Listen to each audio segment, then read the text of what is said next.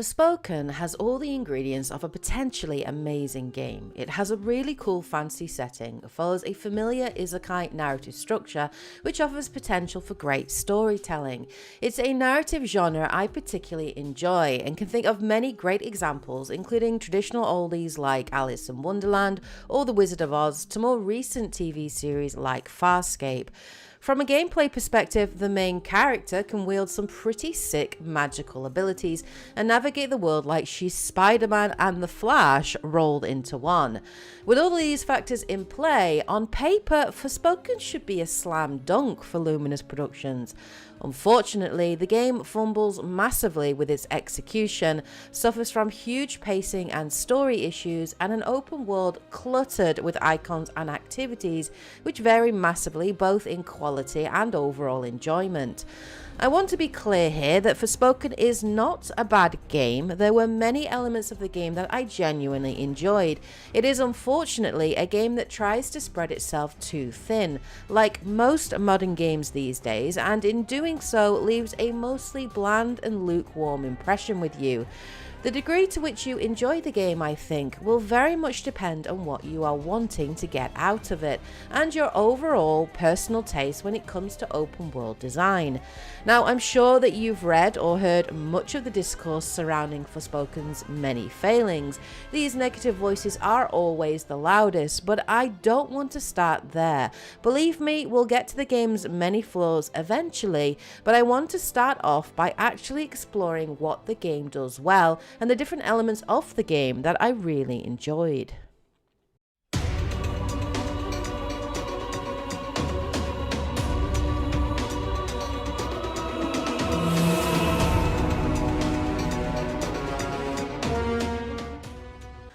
Forspoken's biggest strength is undoubtedly its parkour and magical abilities. Frey's magical abilities allow her to wield the four elements of earth, fire, water, and lightning.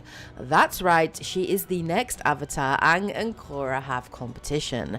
Frey can switch between these elements by pressing the L1 and R1 buttons together and using the right thumbstick to select the magic type you want. Once selected, she then gains access to a range of attack moves and support moves. These can be selected by holding down the R1 button for attack moves and selecting the move you want to link to the quick time button R2, and L1 to select the support move linked to the quick select button L2. Each of these magical abilities have their own individual cooldown, which encourages you to switch between spells freely in the middle of combat. Thankfully, bringing up the selection wheel slows down the action, Mass Effect style, giving you plenty of time to choose the correct spell and unleash it. Holding down R2 and L2 also activates a super ability for that element, which has its own cooldown bar too. These moves are pretty powerful and deal massive damage while looking pretty spectacular. They definitely give you that power fantasy. This probably all sounds very complicated, and certainly when I played the demo of Forspoken for the first time, I felt overwhelmed by the combat mechanics and just how many abilities you can choose from. Thankfully, the full game does a much better job of introducing you to these systems and eases you in by limiting the types of magic you can use. You begin with earth magic, allowing you to pelt enemies with small stones or create large boulders to lob at crowds of enemies. It's a familiar third-person shooter mechanic that I'm sure many will be comfortable with. Frey's earth support abilities also allow her to leech health and to tie enemies down with vines, which are great for crowd control. As you progress through the story, Frey gradually gains access to each of the four elements, allowing you to get used to each element type and the combat options it provides. Switching between these elements is pretty key, especially when facing off against tougher opponents or playing on the harder difficulty, as each enemy type has their own corresponding elemental weakness and elemental resistance. Use the wrong magic type and you will soon find yourself overwhelmed and dealing minimal damage. It is very possible to come across enemies in the open world early on in the game weak to element types that you haven't unlocked. These fights are not fun, so my advice is to wait until you have unlocked all element types before really delving into the open world in any real depth. Better to save this for post-game if you're really interested in taking on these challenges. The only criticism I would lay against the implementation of these magic types is the pacing at which you unlock them. You spend far too much of the story with only the earth element available, and it's only once you unlock the other 3 types that the combat really starts to shine and flex its muscles. It's also far too late in the game that you unlock the 4th and final element, which is unlocked in the 2nd to last chapter. This means that you have less time to level and experiment with the final elements before the story is effectively over, leaving you only the open world to grind to fully level these trees. It's a baffling design choice. I think the game would have fared much better unlocking all 4 elemental powers around the halfway mark into the story. This would have given the player more time to level and experiment, creating that power fantasy of being the chosen savior of Athia that the writers were clearly going for. Forspoken offers a good variety of enemy types, from corrupted animals and husk-like break zombies to the more interesting humanoid factions for each of the 4 Tantas. These are Athia's corrupted rulers. I found the human characters and their AI much better, as they would force you to make strategic decisions, with some enemies requiring attacks from behind or to focus on particular body parts to weaken them before bringing them down with a finishing move.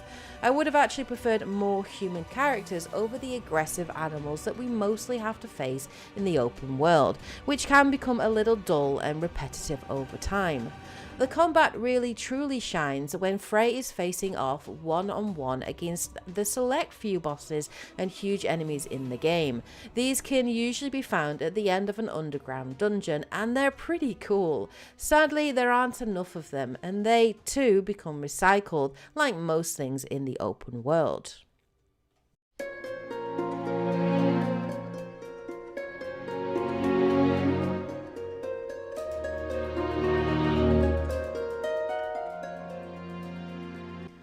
Another element that blends nicely with the magical combat is the amazing parkour skills that Frey has available. By holding down the circle button on the PlayStation 5, Frey can dash, dodge and jump over enemy heads, getting out of sticky situations and then pummeling enemies with magical combos. With large crowds and Frey's fluid movement, fights can initially feel a bit frenetic, but once you master the parkour, controlling the battlefield becomes much easier. Frey's magical parkour abilities also allow her to sprint across the map. It works well and feels satisfying, as Frey will jump and leap over obstacles automatically as long as you have enough stamina. The world just whizzes by you. If anyone was ever looking to make a flash game, you've got a pretty good foundation here. As you progress through the story, Frey unlocks additional parkour abilities, including the ability to run up walls. She gains access to a cool whip-like mechanic, allowing her to swing up cliff faces or across floating rocks, and her final skills allow her to surf along water and climb into the air with lightning. Sadly, similar to the magical types, she gains many of her cooler parkour abilities quite late on in the game. Once unlocked though, her movement speed across the map is insanely fast, which is good because Forspoken's map is pretty huge. One of my favourite things to do in the game was set multiple waypoints to explore and then just enjoy Frey's movement and momentum as you whip across the map and swing into the air freely. It's a lot of fun, plus some of the locations look especially breathtaking, allowing you to use your parkour skills to their fullest as you explore the area. This leads me nicely into the next part of my review, which is the open world.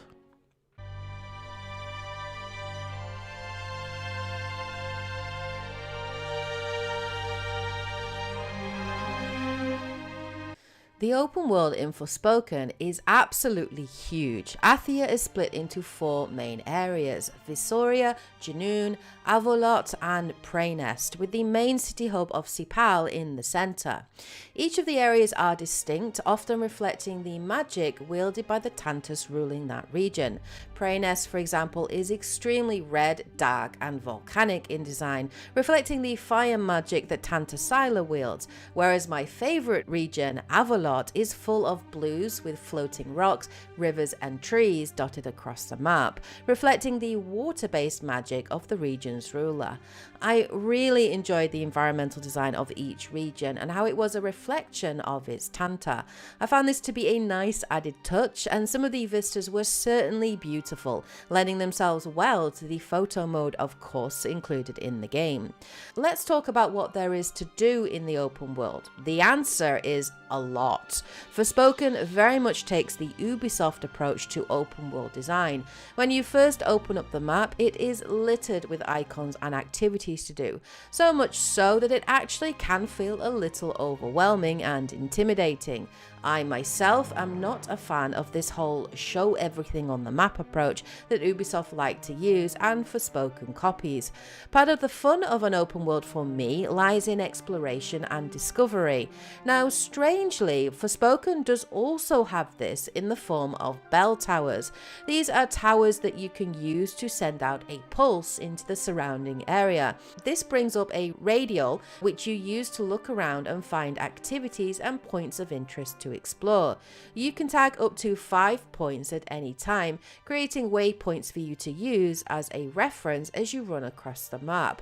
I much preferred this element of exploration and actually found myself enjoying the open world and activities on offer in the first 10 hours of the game. These activities range from finding monuments, which if cleared of corruption will give Frey a stat buff, mulberry founts which will unlock special magical abilities. There are various villages, fortresses, caves and ruins dotted across the map that will challenge the player to take out hordes of enemies or specific bosses to reveal a treasure chest or a piece of lore.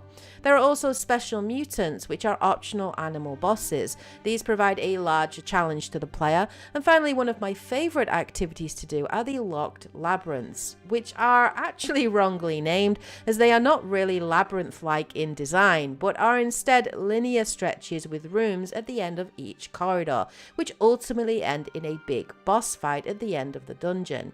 Each of these activities will often reward the player in some way by providing some XP, lore entries and new item upgrades like cloaks, necklaces and nail designs. These help make Frey more powerful and more survivable by giving her boost to her health, defense, attack strength and certain stat buffs and abilities tied to your magic. While exploring the world, Frey can also collect resources dotted across the map and dropped by enemies that allow her to upgrade her equipment and craft new healing items at safe houses. Much of the content in the open world is worth doing and varied enough that I generally enjoyed exploring it for the first 15 hours of the game. However, as I played more of it, cracks in its design start to appear, and the main issue the game has is simply that there is just too much of it. Much of the activities and enemy types become recycled and repetitive, so much so that by the 20-hour mark, I found myself just bored with it and wanting to finish the main story and beat the game. Having beaten the main campaign and done maybe 50% of the open world after playing the game for about 24 hours, I just don't find myself wanting to go back and 100% it. Not the same way I did in Horizon Forbidden West, and I think the reason for this is simply because the open world just feels kind of empty and lifeless. Now, credit, it is supposed to feel that way due to the world's lore and story. A corruption known as the Break has spread across much of Athia, killing most of its population and forcing the survivors to retreat to the only remaining safe haven of Cipal. The problem with Cipal is even it feels empty. Much of the NPCs that populate the city feel lifeless and boring. This isn't helped by the poor quality of side missions known as detours, which do nothing to make the world feel dynamic or alive.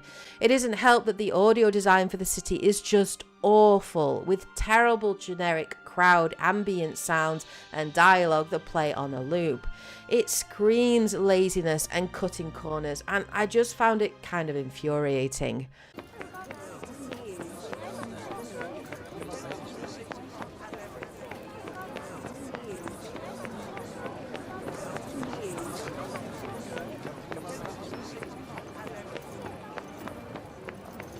I hated Sepal, so much so that I couldn't wait to leave there as soon as possible. So when it comes to Forspoken, I would say that your overall enjoyment will definitely depend on your tolerance for this style of open world. If you're someone that enjoys collectibles, having objective lists, and you're a bit of a completionist, then you will likely enjoy Forspoken. But if you are someone that prefers the open world game design of games like, say, The Witcher 3 that add story and world building, you will probably be disappointed with what's on offer here, even if it is fun to run around and traverse its beautiful vistas. Did I just do that? Well, definitely with my assistance. I did not just do that. We did. I just moved shit with my mind. Perhaps our connection has somehow awoken some abilities. I just moved shit with my mind. I just keep hearing I. I just moved shit with my freaking mind! Yeah, okay, that is something I do now. I do magic, talk to sentient cuffs, kill jacked up beasts. You know what? I'll probably fly next. Now you're just being ridiculous. Oh, that's too far. Good to know there's a line. If you could just master these new abilities, with my help, of course. Did you not just see me take out that gnarly beast? Oh, bring it, you mangled monsters! Finally, let's look at the story and characters on offer here. It pains me to say that the story of Forspoken is decidedly mediocre. The writing oftentimes cringeworthy and cliche, and is clearly the game's weakest element, which is a real shame because the world of Athia and its history and lore is actually quite interesting and has a lot of potential.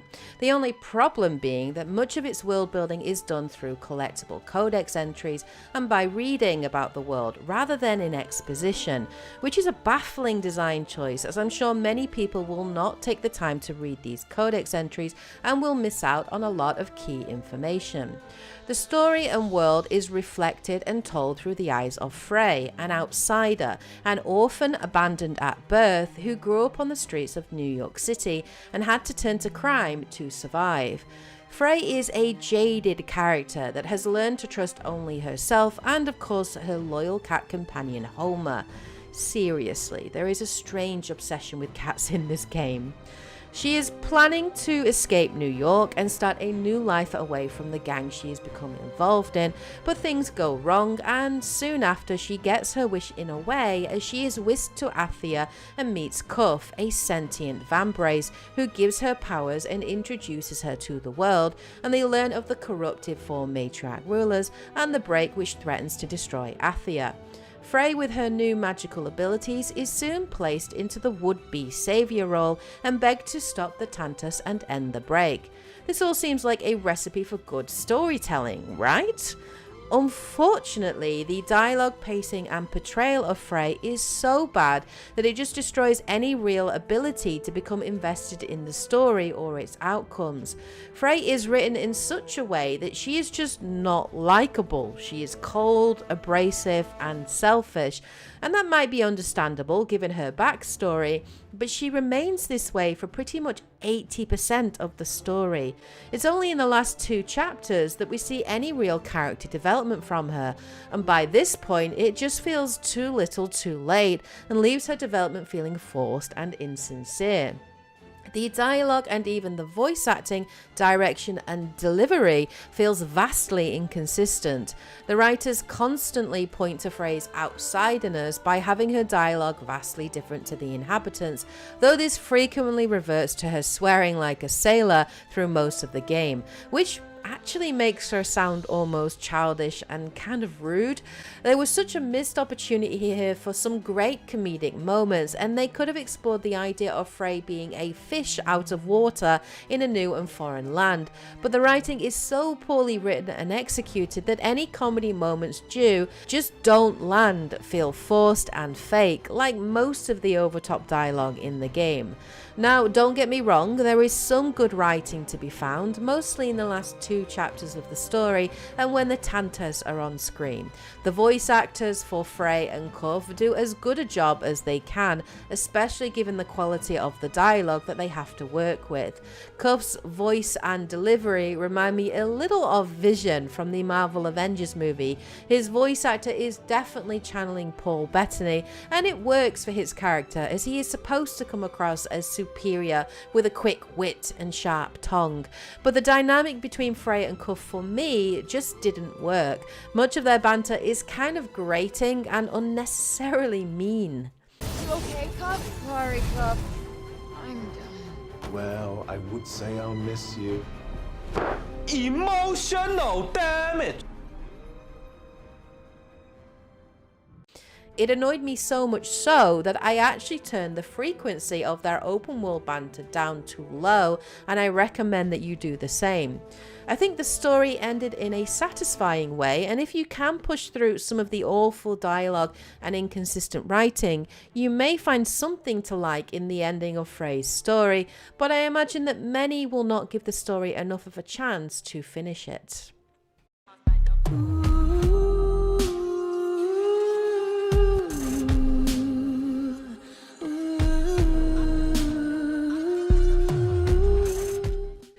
Overall, Forspoken is a disappointing game that just didn't live up to the expectations or hype, a reality that seems all too familiar in modern gaming. It isn't a terrible game and has a lot to like in the form of its fun magic-based combat and parkour and a beautiful open world to explore. But like most modern games, it is plagued by an uninspired and by-the-book designed open world, full of mostly busy work and a story that is unremarkable and entirely forgettable. Forspoken sadly leaves a lukewarm impression with you, and Frey is not a character that many will remember or particularly like years later. I am surprised at the poor level of story on offer here, especially given the pedigree of some of the writers involved, including Amy Hennig, previously of Naughty Dog, who worked on fantastic series like Uncharted and even Legacy of Kain. That makes the awful dialogue and story on offer here even more of a travesty. I am dying to know what happened or was discussed in that writer's room. Or is Forspoken another victim of the pandemic and a lack of communication due to remote working? I guess we'll never know. Do I recommend Forspoken? Not at its current price. I would say wait for a sale most definitely, and I would say it depends on what you want out of the game. If you are interested in the magical combat and parkour, you'll find something to like here. If you're a completionist, you may also enjoy the open world design on offer. But if you are interested for the story, world and characters, don't bother. There are much better games out there to play. So there you have it, guys. There is my review of Forspoken. Hope you guys found this video helpful. Thanks to Square Enix, who provided a review copy of the game. It is massively appreciated. And please remember, this review comes from a place of love. If you enjoyed the video, please remember to like and subscribe, and consider supporting the channel by becoming a member or joining our Patreon. Anyway, I hope you guys have a great week. Take care, and as always, happy gaming. I should go.